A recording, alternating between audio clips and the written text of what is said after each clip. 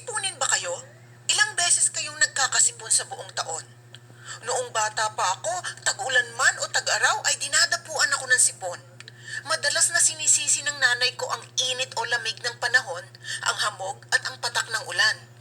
Pero alam niyo ba kung ano talaga ang may dala ng sipon? Paano tayo nahahawa ng sipon? Bakit may lumalabas na uhog sa ilong? Ano-ano ang dapat nating gawin para maiwasan ng sipon? At kung may sipon na tayo, ano ang pwede nating gawin para mapaigsi ang atake nito sa ating katawan? Basahin na natin ang kwentong ito. Mabilis na nag-uunahan ang mga paa ni Patrick galing sa eskwelahan. Kabuntot niya ang kanyang nanay na halos tumakbo na rin dahil sa biglang pagdilim ng paligid. Naku, mukhang malakas ang ulan na ito. Kung bakit ngayon ko pa nakalimutan yung payong ko. Ako din, nanay, nakalimutan ko ang aming kapote. Naku, kabata-bata mo pa, ulyanin ka na. Bilisan mo, Patrick! Hindi pa man sila nakalalayo ay narinig na nila ang malakas na patak ng ulan sa yerong bubongan. Nag-amoy alimuog ang paligid, mabuti na lamang at agad silang nakasilong sa isang waiting shed. At gaya ng inaasahan, hindi lamang sila ang tao roon, punong-puno iyon ng mga taong ayaw magbitbit ng payong.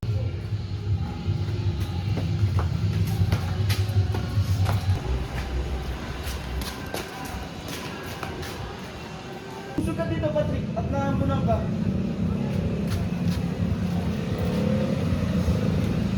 Habang naghihintay ng pagtila ng ulan, sari-saring tunog ang narinig ni Patrick sa waiting shed.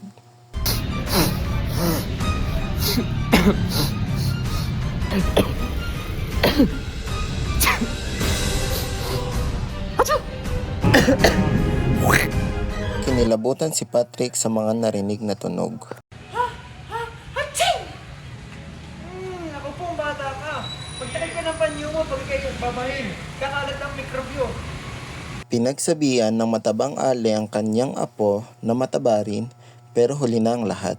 Nang humatsing ang batang tabatsoy doon sa waiting shed, nag-aapurang sumama palabas ang mga mikrobyo.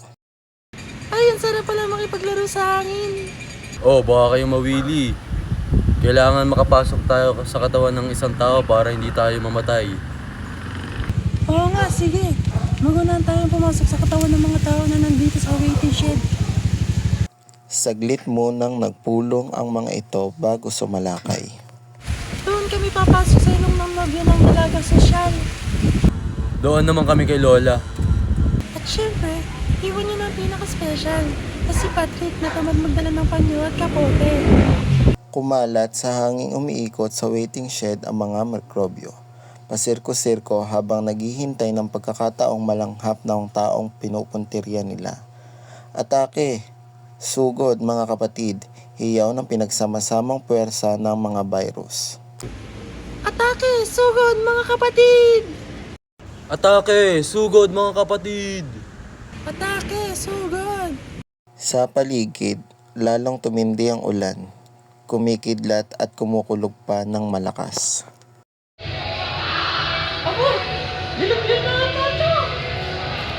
Nang tumila na ang ulan, nag-uunahan naglabasan mula sa waiting shed ang mga tao roon. Walang kamali-mali si Patrick na pati siya ay may virus sa loob ng katawan. Bilisan mo maglakad, anak. Ipangangkas mo na natin.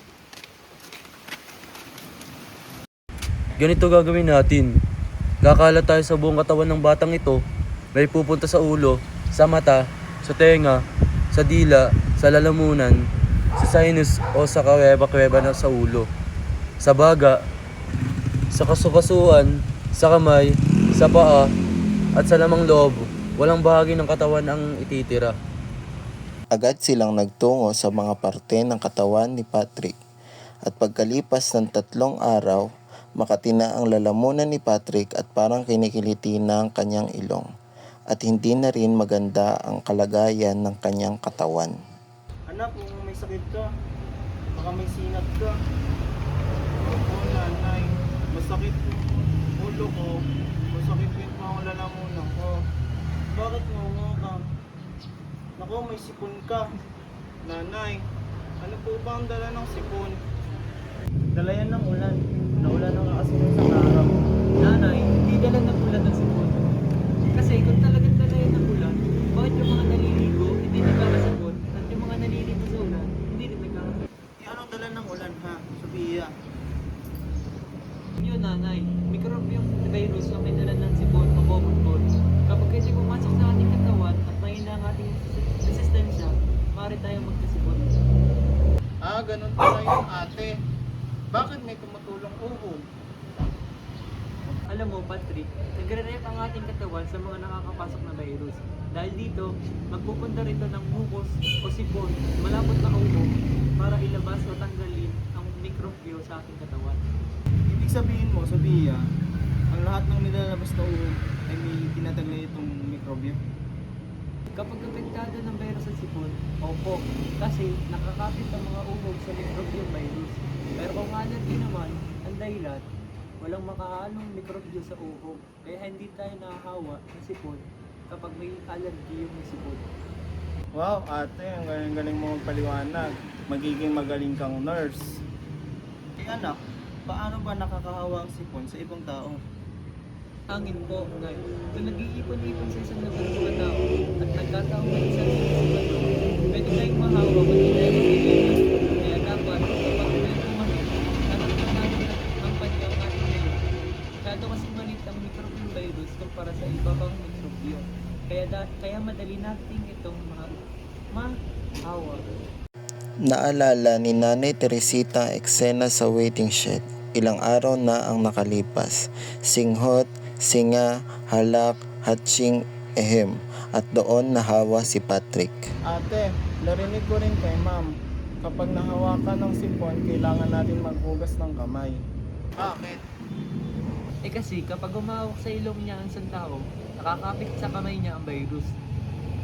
Ngayon, kung mahawakan ka nito sa kamay, naipasa niya sa kamay mo ang virus. At pag di sinasadya na hawakan ng iyong ilong, ayun, nakapunta na sa ilong mo ang mikrobyo. Kaya dapat ay laging maghugas na kamay. Hindi ko alam na ganyan pala nakukuha ang sipon, anak. Ako nga mula nung bata pa ako, napakaraming beses na akong sinipon. Kaya ngayon, alam ko na. Halika na nga, tara na't kumain.